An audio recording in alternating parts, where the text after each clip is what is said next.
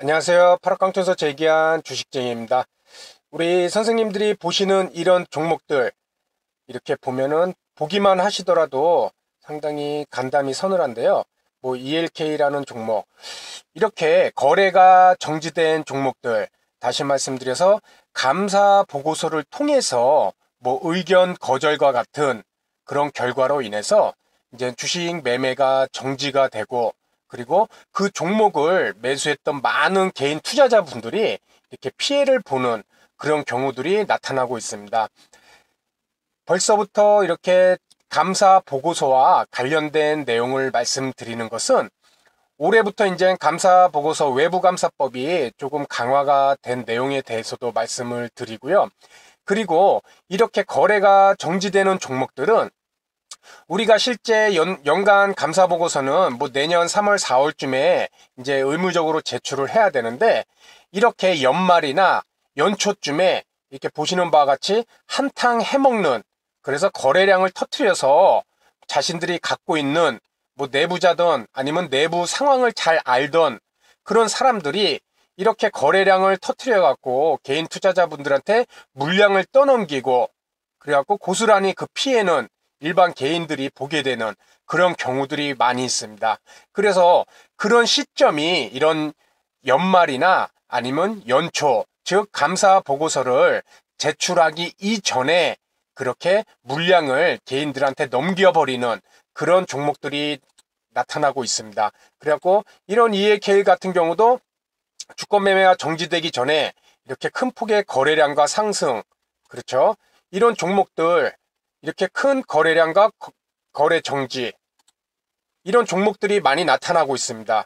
그래갖고 어떤 분들은 뭐 나는 단타 잘하니까 이런 종목 매매해서 수익 낼 수 있어, 뭐 그러신 분도 계시겠죠. 하지만 우리가 그렇게 수익을 얻는 그런 분들도 계시겠지만, 분명히 이런 꼭지 부분에서 이렇게 급등하는 부위, 이런 부위에서 더 상승할 것 같아서 이렇게 매수하는 이런 분들도 분명히 계시고, 그 피해를 고스란히 다 받는 그런 경우도 많이 생기고 있습니다. 그래서 오늘은 우리가 주식 매매를 할 시 이렇게 감사 의견, 이런 감사 의견을 통해서 주권 매매가 정지되는 그런 종목들에게 공통적으로 나타나는 그런 내용들을 미리 알아보고, 우리는 그런 내용에 맞는 종목들을 최대한 매매할 시 거르는 그런 매매 방법을 많이 활용을 하셔야 될 것 같습니다.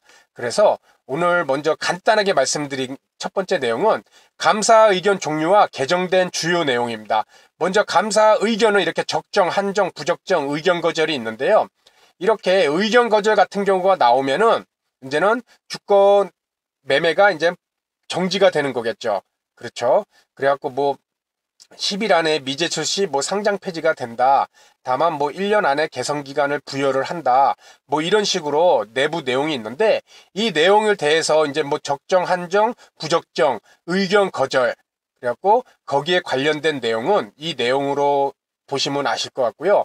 그리고 이렇게 14년도, 15년도, 16, 17, 18년도 점차 늘어나고 있습니다. 특히 18년도 회계감사, 이제는 외부감사법이 강화된 첫 해 이제는 이렇게 해갖고 점점 늘어나는 모습을 보여주고 있는데요. 요 아래 보면은 외부감사법이 개정되면서 주요 내용, 중요한 내용이 이제는 6개 사업년도 연속 외부감사인을 자유적으로 기업 자체적으로 선임한 상장사는 다음 3개 사업년도 외부감사는 금융당국으로부터 지정받는 이런 주기적 감사인 지정제가 실시가 됐다. 쉽게 얘기해서 예전에는 기업 자체가 회계법인을 지정해갖고 자신들에게 감사를 이렇게 받게 했는데, 그렇게 됨으로써 이 회계법인은 지정을 받아야 돈을 버는데 감사를 해주고, 나쁜 내용, 부적절한 내용이 있더라도 그것을 쉬쉬해갖고 결국 이런 분식회계, 이런 모습으로 연결이 되는 그런 모습도 많이 나타났습니다. 그래서 이 외감법이 외부 감사법이 변경이 되면서 이렇게 일정 기간은 금융당국이 외부 감사인을 지정해서 그래서 기업들을 감사하게끔 이 내용이 주요 내용으로 바뀌었습니다. 이렇다 보니 기업 자체의 투명성은 많이 높아지겠죠. 그래갖고 그 첫 해에 이렇게 부정적 감사 의견 받은 상장 수가 늘어난 모습도 우리는 볼 수가 있습니다. 그렇다면은 이렇게 거래 정지 또 최종 퇴출 기업들이 이런 공통된 사전 징후들은 무엇이 있는지 이 6가지에 대해서 먼저 말씀을 드리도록 하겠습니다. 먼저 첫 번째는 경영진이 자주 변경하는 행태와 각자 대표 체제, 즉 경영진이 자주 바뀐다는 것은 기업의 존속성에 대한 부정적 영향이 크다는 것입니다. 그 기업이 잘 이루어진다면은 경영 대표가 계속 바뀔 일은 없고 계속 주 사업을 영위를 하면서 발전을 시켜나갈 텐데, 특히 금감원이 상장 폐지 사유가 발생한 64곳을 분석한 결과 그 70%가 최대 주주가 1회 이상 변경됐고 이 중 11곳은 3번 이상 바뀌었다. 그렇기 때문에 우리 선생님들도 공시나 뭐 이런 신문 기사 내용에서 이렇게 최대 주주가 바뀌는 그런 종목들, 그런 기업들은 항상 주의 깊게 봐야 될 것입니다. 그리고 두 번째는 빈번하게 자금을 조달하는 기업, 뭐 전환사채나 신주인승거부 사채, 그렇죠, CB나 BW, 이 관련된 내용도 영상으로 말씀을 드렸었죠. 이는 영업으로 재무 자금을 스스로 조달하지 못하고 이런 유상증자 아니면 전환사채 아니면 신주인승거부 사채, 이런 외부 자금을 끌어들인다는 것, 특히 이렇게 조달한 자금을 갖고 이제는 주 산업을 발전시키는 뭐 생산량을 늘리기 위해서 건물을 짓는다던가 기계 설비를 구입한다던가 이런 생산적인 용도가 아니라 타법인 주식 취득하거나 뭐 자금 대여, 이러한 주 산업 이외의 분야에 이런 자금을 활용한다는 것입니다. 특히 여기서도 금감원이 64곳 분석한 중에 64곳 중 54곳이 단기 순손실, 그리고 2년 연속 적자인 기업이 47곳, 그리고 현금 흐름도 마이너스, 유상증자 통하는 자금을 조달하는 곳이 많았다. 특히 삼자배정 유상증자 같은 경우 장마감 후 공시를 하면은 그것이 호재성으로 작용을 해서 뭐 시간에서 상한가도 가고 다음날 급등했다가 이내 급락해서 거래량이 터지고 물량을 개인 투자자분들이 떠안는 그런 경우도 많이 있을 것입니다. 물론 유상증자라는 것이 100% 다 나쁘다고 볼 수는 없습니다. 뭐 삼자배당 유상증자도 그 삼자가 누군지에 따라서 튼실한 기업이 그 기업의 주식을 받는다면은 증자를 하는 기업 입장에서는 좋겠죠. 하지만 대다수 무슨 이름도 잘 모르는 뭐 땡땡 파트너스 이런 데에다 삼자 유상배정 공시를 내놓고 주가를 단기간 뛰어 올렸다가 거래량 터뜨려서 물량을 다 정리해버리는 이런 경우도 많이 나타나고 있다는 것입니다. 그래서 두 번째는 빈번하게 자금을 조달하는 기업, 쉽게 생각해서 주산업으로 돈을 벌어야 되는데, 아니면 자금이 필요하면 금융권에서 돈을 빌려야 되는데 그렇지 못하기 때문에 이런 CB나 BW 발행, 이런 기업들을 조심해야 된다는 것입니다. 그리고 세 번째는 주식시장에서 퇴출당한 기업의 55%는 과거 횡령이나 배임 사건이 한 번 이상 발생한 기업들이었다. 특히 이 중에 공동대표가 아닌 각자 대표 체제, 이는 자기 분야에 대한 의사결정권이 전적으로 갖고 있는 만큼 대표이사 간 견제가 이루어지지 않을 경우 권한이 남용될 소지가 있다. 특히 이 각자 대표는 좋은 면도 있습니다. 뭐 전문인을 같이 더 갖고 이렇게 기업을 경영하는 그런 모습도 좋은 긍정적인 부분으로도 볼 수가 있지만은, 각자 대표일 경우에는 그 중에 누군가가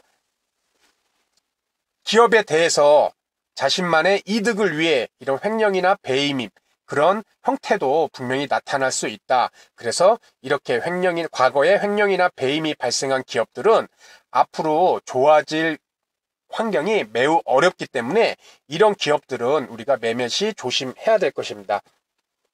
네 번째는 상호가 자주 바뀌는 기업, 계열사 통폐합한다, 또는 기업 이미지 제고, 사업 다각화 등의 이유로 상호를 바꾸는 것은, 이것은 즉 사업의 불안정을 의미한다는 것으로 우리는 보시면 될 것입니다. 주 산업이 잘 이루어진다면 굳이 사업체명을 변경을 해갖고 이렇게 일반 투자자들의 관심을 끌 필요는 없을 것입니다. 실적으로 관심을 끌어야지 이런 상호를 바꿔서 뭐 새로운 기업으로 태어난다. 이런 식으로 아무 실질적으로 이득과 관련 없는 이런 표면적인 변경으로 개인 투자자분들을 유도할 수가 있다는 것입니다. 그리고 이와 함께 6번, 빈번한 사업 목적 변경 및 추가가 많은 기업. 이것도 4번과 거의 유사한 내용으로 이런 표면적인 이런 내용으로 바꿔갖고 비정상적인 주가 상승을 유발해서 결국 개인 투자자들에게 지분을 넘기는, 그렇죠.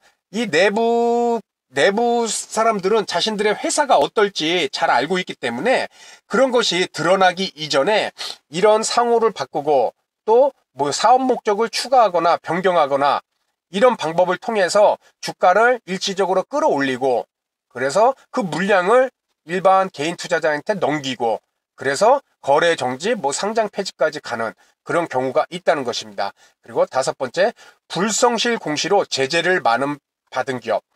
정상적으로 사업이 운영이 된다면은 자신 회사에 내부적으로 변화가 있다면 정상적인 과정을 통해서 외부로 드러낼 텐데, 그렇지 못하기 때문에 자꾸 공시를 늦추거나 아니면 내용을 달리해서 이 공시를 함으로써 이런 불성실 공시로 금융당국으로부터 제재를 받을 수 있다는 것입니다. 이런 것은 정상적인 사업 운영이 되지 않음을 간접적인 증거로 우리는 볼 수가 있다. 그래서 첫 번째에서 6번째까지 이렇게 6 내용에 대해서 한번 알아봤고요. 또 한 가지 추가로 우리 감리 절차에서 대표적인 분식회계 유형, 뭐 매출 과대에서 이익 증가, 재고 자산을 있는 만큼 해야 되는데 과대 계상해서 그만큼 매출 원가를 낮추고, 매출 원가를 낮아지겠죠. 만든 물건이 많아지니까. 그래서 이익을 과대 계상, 그리고 당기 비용으로 인식해야 될 것을 자산으로 넘겨서 다음 분기 때 이익을 높이는 거, 그리고 의도적으로 부채를 장부에 기록하지 않고, 그리고 이런 재무제표, 숨길 게 많으니까 주석에 꼼꼼히 기록을 해야 되는데 그런 것을 누락을 한다. 그래서 오늘 말씀드리는 이 주권 매매, 거래가 정지되거나 상장 폐지가 되는 그런 기업들의 이런 6가지 특징에 대해서 말씀을 드렸습니다. 우리 선생님도 어느 정도 아는 내용도 있으실 것이고, 우리가 매매를 하다 보면은 특히 이런 연말이나 연초, 즉 감사보고서가 나오기 이전에 아까 차트와 같이 이런 연말이나 연초에 한번 거래량을 터뜨리고, 별것도 아닌 호재성 기사도 아닌데 어떻게든지 연기를 시켜서 거래량을 터뜨려서 물량을 넘기고, 그리고 내년 뭐 3월, 4월 감사보고서 제출할 때 의견 거절을 받거나 또는 감사보고서를 제때 제출하지 못해서 매매가 정지가 되고 결국 상장 폐지까지 이어지는 그런 종목들, 이 6가지 내용에 대해서 한번 잘 생각을 해보시고 매매를 할 시 한번 이런 종목이, 이런 내용들이 포함이 되어 있지 않는지 한 번쯤은 찾아보시기 바랍니다. 그래서 오늘 말씀드린 내용은 여기서 마치도록 하고요. 다음 시간에도 보다 좋은 내용으로 인사를 드리도록 하겠습니다. 감사합니다.